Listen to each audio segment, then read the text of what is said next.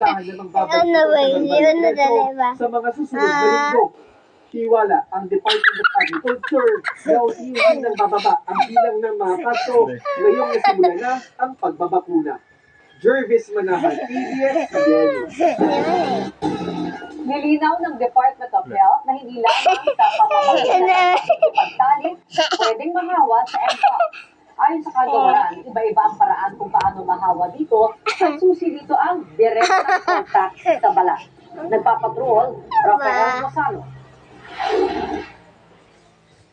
Paglabas ng updated guidelines ng Department of Health tungkol sa mpox, ipinaliwanag ng ahensya ang mga paraan kung paano mahahawa sa sakit.